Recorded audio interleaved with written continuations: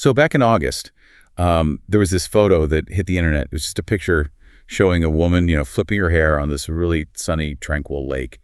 And the caption was literally just one word. It just said, lake. Right, and within minutes, the internet was basically calling for her head. The comment section just instantly became a war zone. Yeah, it was wild. And why? Because, well, while the digital version of Kim Kardashian was out there enjoying this carefree summer day, the real, actual, physical human being was completely offline. She was, standing by a hospital bed, mourning the death of her 91-year-old grandmother. Exactly. And that is the jarring intersection we are exploring in today's deep dive. We are looking at that intense collision between our highly orchestrated digital avatars and the messy, totally uncontrollable reality of raw human grief. Welcome to the deep dive, everyone. We are focusing today on the recent passing of Mary Jo Campbell. The internet knows her as MJ, the matriarch of the Kardashian-Jenner family. Right, Kris Jenner's mother. But, the themes we're unpacking today, they extend way beyond just celebrity culture or gossip. Oh, absolutely. This is a case study in how our automated digital lives handle mortality. It's about how these massive empires are built on, hidden generational blueprints. And it's also about the bizarre psychological defense mechanisms society uses to process the tragedies of the ultra-wealthy. Yeah, and for you listening right now, you have undoubtedly seen this family everywhere. They are basically a ubiquitous part of the cultural furniture at this point. Right. You literally can't escape them.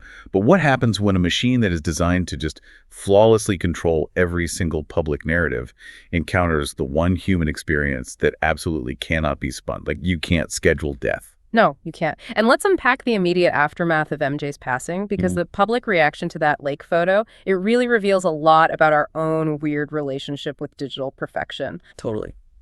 So the timeline is what makes the public outrage so visceral here. The news of MJ's death breaks, right? And while the rest of the sisters are posting these really emotional, raw tributes, Kim's official account just projects this completely tone-deaf vacation energy. Yeah, and the public response was instantaneous. It was aggressive. People just flooded her feed with comments like they were quoting that famous line, there are people dying, or asking, didn't your grandma just pass away? Because the assumption is immediately malicious, right? The internet just decided, oh, she's so narcissistic that she prioritized this aesthetic grid post over her own family's loss.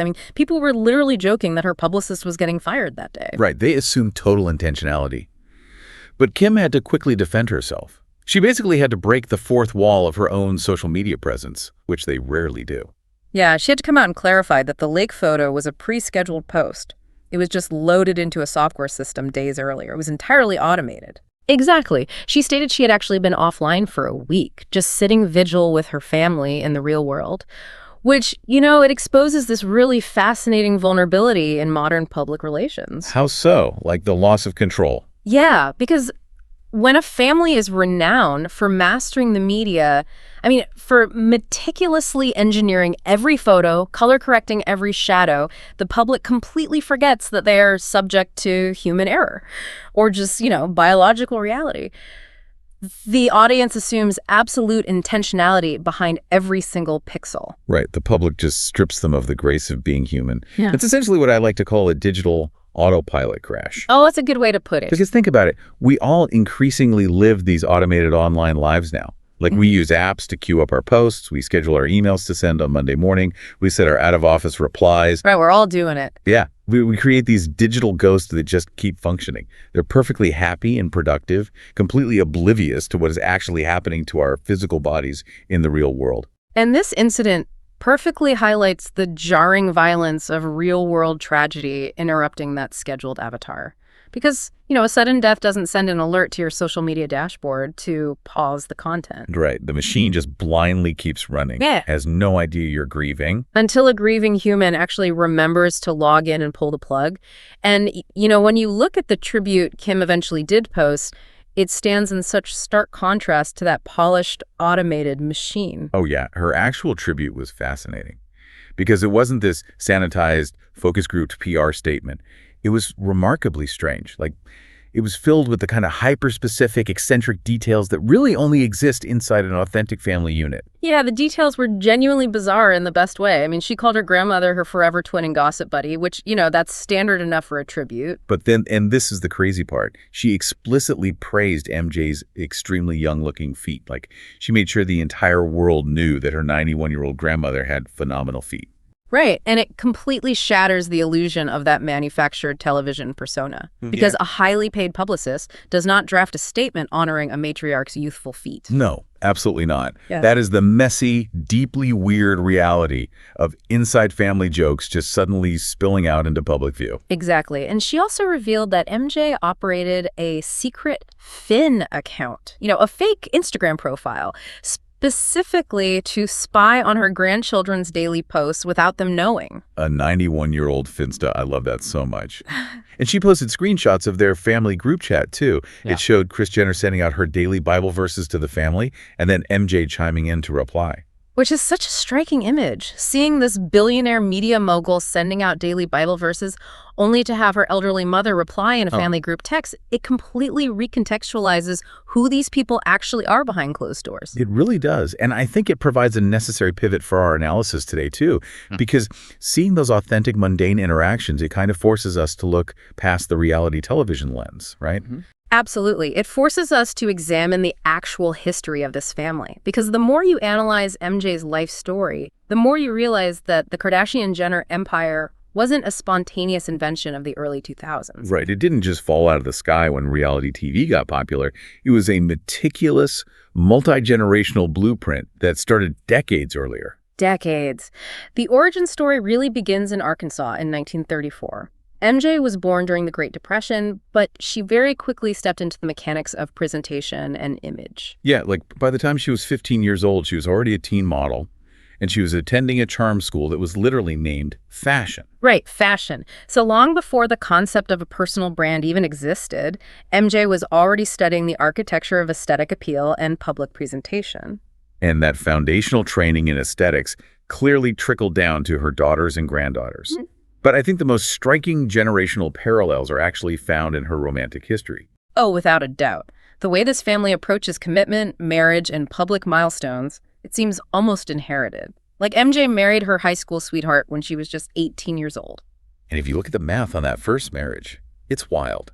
That teenage marriage lasted exactly 2 months. 2 months. Yeah. And for anyone listening, you cannot look at that timeline and not immediately think of Kim Kardashian's infamous 72-day marriage to Kris Humphries. The parallel is just undeniable. I mean, the cultural narrative has always framed Kim's 72-day marriage as the ultimate symptom of modern reality television excess. Exactly. The public just dismissed it as this manufactured stunt to boost e-network ratings. But looking at MJ's history completely subverts that assumption, because it suggests that treating major life milestones as these rapid experimental phases isn't a byproduct of reality TV cameras at all. No, it's a learned behavior. Yeah. It's almost this family tradition to just dive in completely headfirst, realize the reality doesn't match the expectation, and then aggressively pivot without any hesitation. Like, they do not linger in failure. They really don't. And that aggressive pivot led MJ to her second marriage to an aircraft engineer named Robert, with whom she had Kris and her sister Karen. Right. And then, following their divorce in 1962, MJ entered her third marriage with a man named Shannon. And this is where the operational template for the modern Kardashian family was truly forged, I think. Definitely. This marriage lasted 40 solid years, and it only ended when Harry tragically died in a car accident in 2003. And the crucial detail about Shannon is that he brought children of his own into the marriage.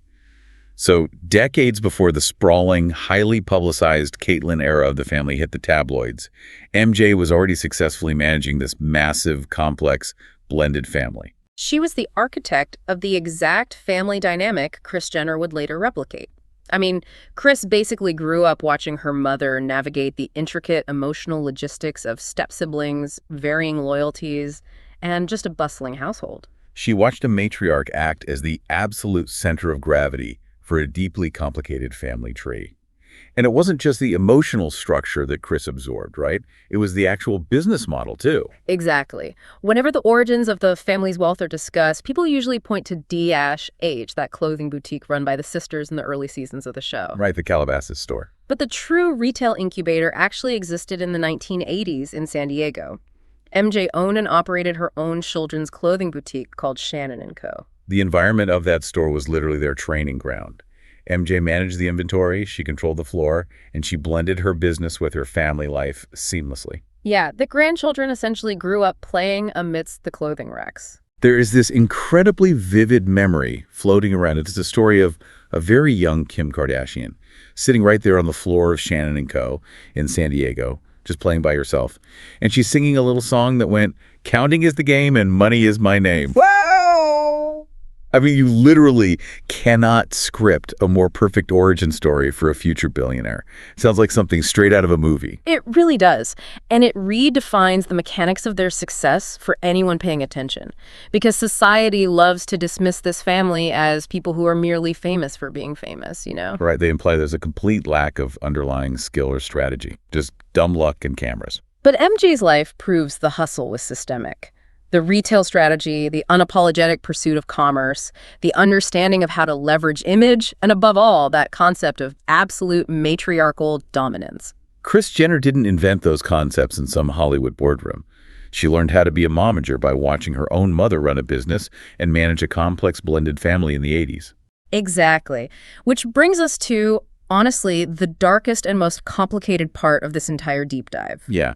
Because despite passing down this incredibly effective blueprint for generational wealth, and despite building this empire with seemingly limitless resources, this family is just continually shadowed by profound, devastating grief. The contrast is incredibly stark. You have a dynasty defined by extreme privilege, private jets, gated communities. They seemingly have total control over the entire environment. But then they are repeatedly struck by the most grounding, uncontrollable human tragedies imaginable. Just recently, in March of 2024, MJ experienced the unimaginable.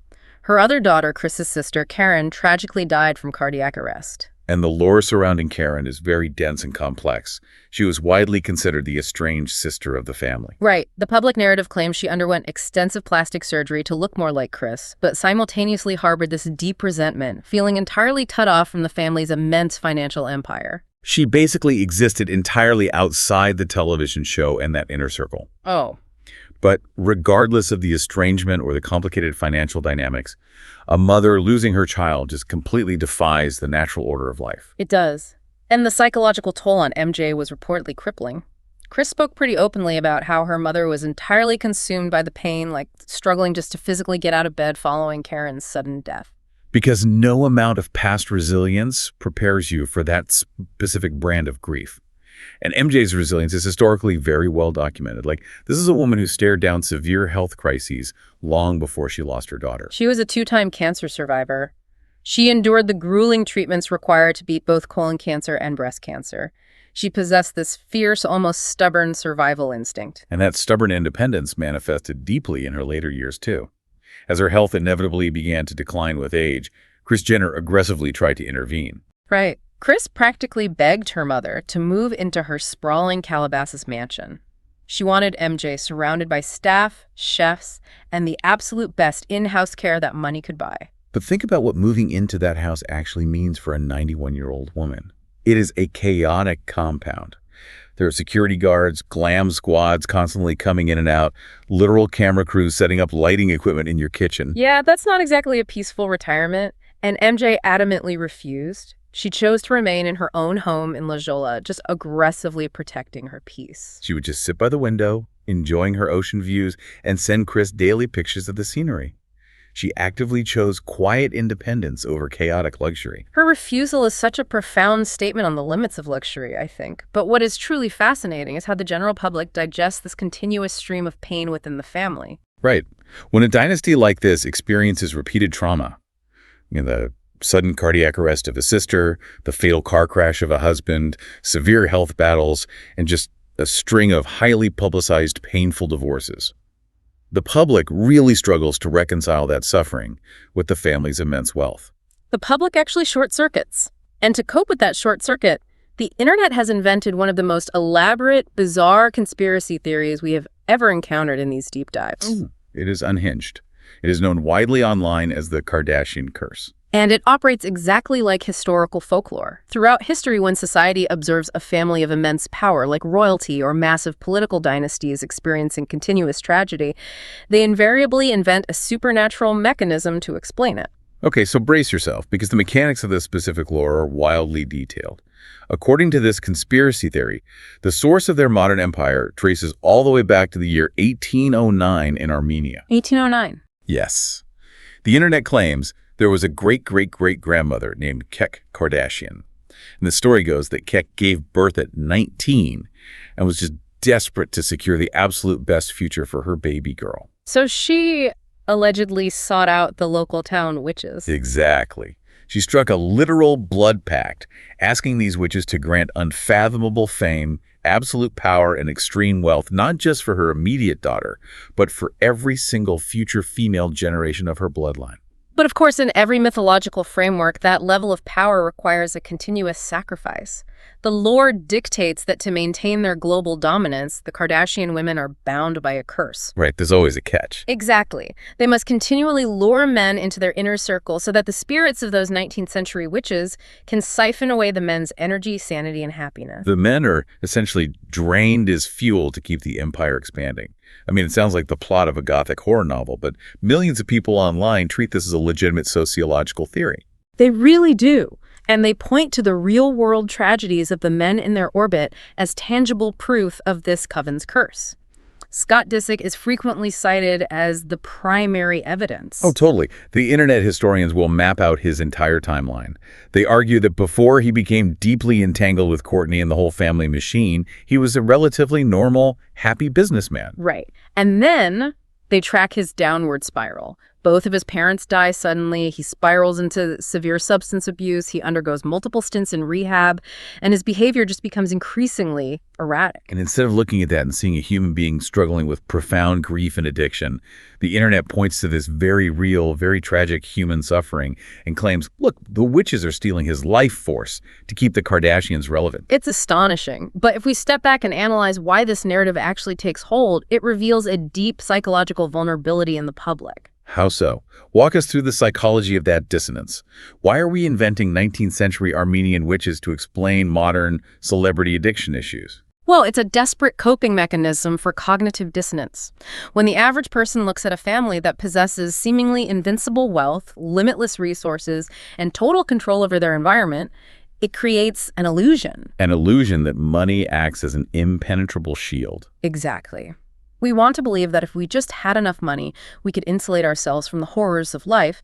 But when that incredibly wealthy family experiences a sudden fatal heart attack or devastating addiction or the agony of burying a child, it shatters that illusion completely. It forces the public to confront the terrifying reality that no amount of money can actually protect you. Precisely. Chaos, illness, and sudden death are the great unforgiving equalizers. A heart attack does not check your net worth. A fatal car crash does not care about your media empire or your follower count. No, it really doesn't. And accepting that deeply uncomfortable truth that bad things happen randomly to absolutely everyone is terrifying. So, society invents blood curses. Because it is psychologically easier for the public to believe that Scott Disick's addiction is the result of a 200-year-old witch's spell than to accept the mundane, tragic reality of mental health struggles and grief. Yes. The curse organizes the random cruelty of the universe into this neat, entertaining, consumable narrative. Wow. So we just weaponize their trauma to entertain ourselves. We turn their real-life agony into just another storyline for the show, treating them like mythological creatures, because doing so is significantly easier than acknowledging their fragile humanity. Which brings us to the core, sobering takeaway from all the material we've synthesized today. Because when you strip away the internet curses... Right, when you look past the perfectly timed PR crises and the automated social media glitches. And ignore the generational wealth and the reality television cameras. When you clear all of that away, you are left with a very stark human reality. Kris Jenner, the architect of this massive global dynasty, is now essentially an orphan. Yeah, she has no living parents, she has no living siblings. She is standing alone at the absolute pinnacle of an empire that she built, using the exact blueprints her mother gave her. But the people she built it alongside are gone. The generational link to her past has been entirely severed. It is a profound reminder for all of us. I mean, it is incredibly easy to mock the ultra-wealthy. We dissect their missteps, we scrutinize the timing of their lake photos, we invent these elaborate rumors about their downfall. But at the end of the day, no level of privilege and no access to the finest healthcare in the world can buy immunity from the universal human experience. The slow physical decline of the people we love and the crushing, suffocating grief of their absence is entirely inescapable. It is the one algorithm you cannot hack. It really is. And that leaves me with one final thought, something I really want you to mull over after this deep dive concludes.